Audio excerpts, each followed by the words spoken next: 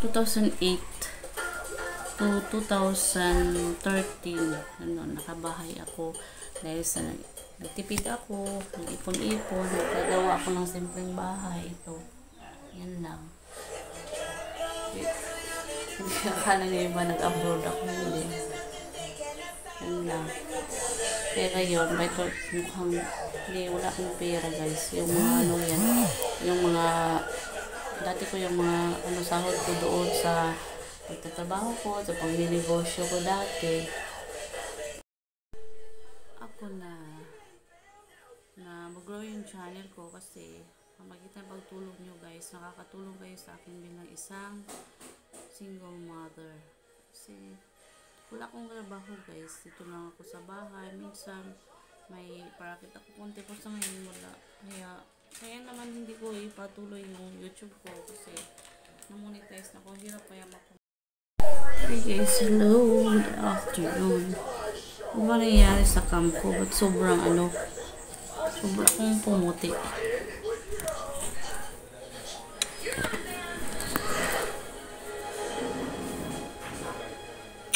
Tingnan nyo guys, dalawa yung kamay ko kasi nalulungkot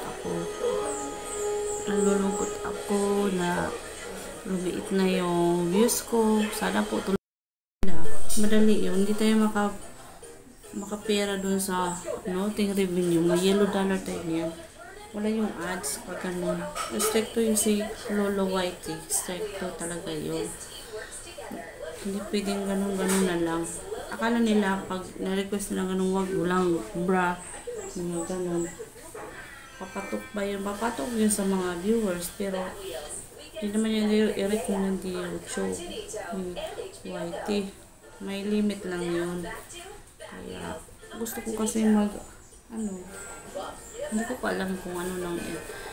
Hindi naman yun paano ba yun? Say kayo lang ang nag-advantage sa ako. Walang mapunta naman akong ina-upload. Kaso hindi na siya nag-click. Hindi ko yung mga gusto ng mga viewers sa akin na bigay kasi gusto nila yung hubad na yata ako na mag-request. Hindi naman yun pwede guys. Kasi respeto naman yun sa sarili ko na okay lang yung magligo ka. Wala yung pakita yung mga ganun, mag-bra. Hindi pwede yun. Kasi sana po ay panoorin nyo yung mga upload videos ko guys. Kasi sa pamagitan ng panonood nyo, alam nyo guys, malaking tulong na yun sa amin ng anak ko. Alam nyo, hindi na ako nakapag-upload mga videos ko kasi yung cellphone ko, hindi ako nagbibiro. Nag-stop talaga siya kaya ang hirap mag-edit ng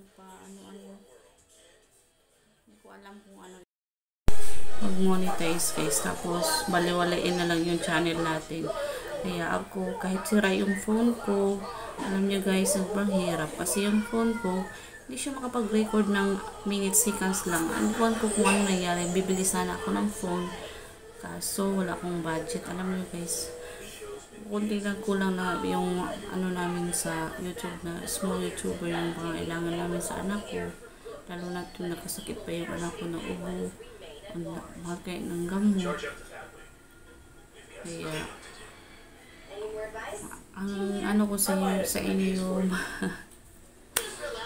Naomi ko, sana guys yung mga kapatid ko yung support din sa amin kahit konti.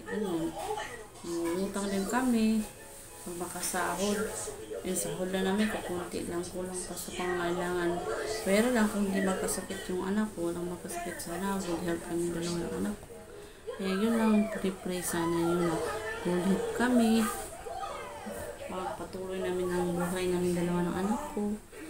Alam niyo guys, hindi pa ako marami mong nag-review ako sa akin kasi wala pa akong ko doon sa ko is single mother, kasama ko yung anak ko sa pag-vlog dito sa channel ko. Kaso yung nag-viral sa channel ko is yung mga sexy na nag-lotion ako. Magagawa ko yung gusto na Wala, gusto ko lang dito na ipakita kung paano kami nabuhay ng anak ko na kaming dalawa. Yun ang gusto ko na panood. Siguro, hindi siya excited dito nanood kasi kung kayo lang na sa buhay ko guys, ano kung gagawin niyo na biglang na kayong iniwan tapos kaya ganun, gusto ko sarang mag-vlog lang. Simple lang, anong gusto kong makontent. Huwag naman ganun, sobra naman yung pag-request ng mga viewers kung ganyan. Saka mayroon nag-chakul, ano ba yan? Hindi ba yun normal? Normal. Hindi naman ako bold star dito guys. Natin guys. Pero hindi sila, hindi nila ako naintindihan kasi ibang mga lahi yun. Kaya ganun, itong mga, yun ang request, maligo ka ng white sand lang, bra, ba't ganun? Kung maligo. Ano naman ganyan na lang. Take advantage yun guys kasi kayo lang ang ako wala akong makuha nun. Kasi siguro maban pa ako sa YouTube pag yung gusto ko sa dating ex ko. Ano bang makuha ang sinasabi niya? 1,000 lang may binigay doon sa isang buwan. Minsan nga, 2 buwan. Paano may budget yun? Ngayon, 3 buwan na hindi na nagbigay. Ayoko namang ano ba yun? Puntahan doon sa kanila, nakakahiya. Siya, kung matanda na siya, marunong na siya sa responsible na lang walang suporta, kaya ganun.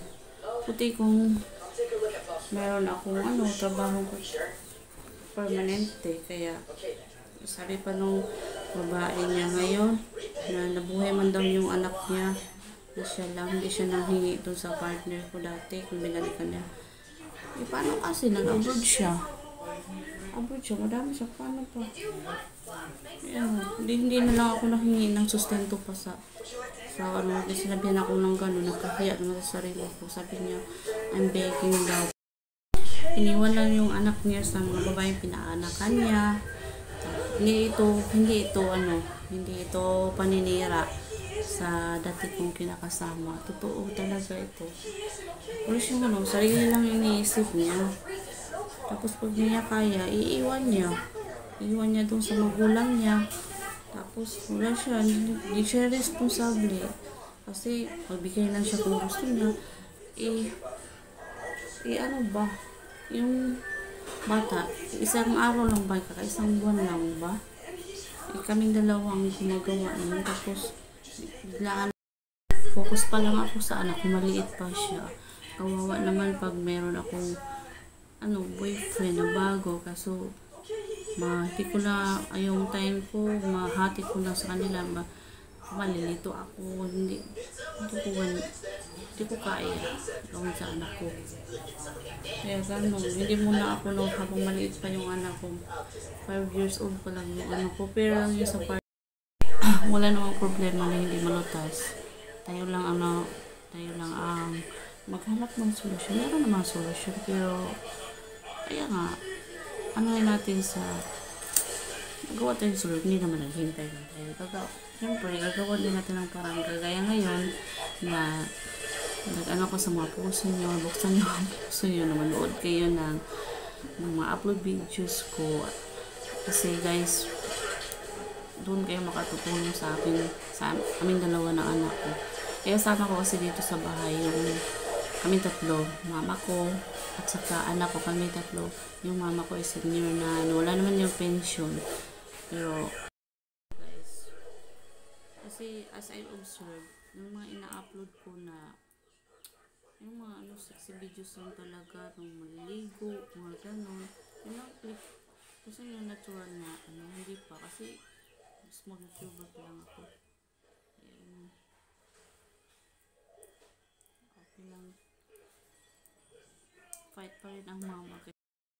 Kaya yun guys, paliwanag ko ang buhay ko as a single mother. Sana tulungan niyo ako sa YouTube channel ko. Kahit manood kayo, kahit iwan nyo lang yung cellphone dyan, hayaan nyo lang yung mga advertise. Yun si advertise ang nakakatulong sa amin. Kaya guys, sikapin ko talaga mag-upload kahit kunti lang ang manunood sa mga in-upload ko. Di bali na, basta pag maipon-ipon yung mga upload ko ng mga views, siguro nakikita naman yun. Okay lang yun, kahit mahirap.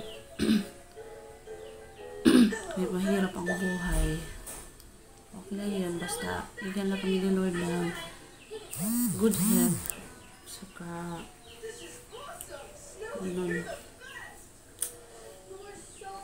huwag lang kahit anong makaahon din sa hirap. Makabili rin ng mga importante, mga vitamins ng anak ko, pagkain namin. Ganun lang. Wala nang ibang mga importante, pero na kung sobrang pera namin. Okay. 2008 to 2013, nakabahay ako dahil sa nagtipid ako, nag-ipon-ipon, nagkagawa ako ng simpleng bahay. Ito, yan lang. Akala niyo iba nag-abroad ako, hindi. Yan lang. Kaya ngayon, may mukhang hindi, wala akong pera guys. Yung mga ano yan, yung mga, dati ko yung mga sahod ko doon sa pagtatrabaho ko, sa pagninegosyo ko dati. Kasi itong bahay ko ay na-achieve ko nung wala pa akong anak, yung dalaga pa ako. Pinagawa ko ito kung tinalawang kwarto lang para at least pag matanda pero kaming matirhan, hindi na kami mag-boarding house kahit probinsya dito. Kasi noong nagplano ako, hindi pa ako nagka-partner, meron na talaga akong bahay na maliit lang. Nung nagtrabaho pa ako as office aide. Secretary ako nung dati, 2000, way back to 23, ano ba yan? 20. Kasi habang ako yung nagtitiklop, nagyama-yama din. Ito yung picture ng anak ko guys. So, yan. Yung anak ko, isa lang yan ako yung lalaki kasi sa kasal yan. Ito lang. Kasi akala nyo guys na yung bahay namin na naman siyang makakain nyo ng mama ko sa mga kapatid ko, pero okay lang siya. Pero kami, naman pa ako, pati pakain ko sa kapatid ko, hindi naman. Nagrapang din kami ng ng anak ko. Hirap. Kaya yan, dito, YouTube talaga. Makakatulog. Sana guys, manood kayo. Anyway, so this is all for today's vlog. Kasi marami pa akong tiklopin. O, tingnan nyo. Oo.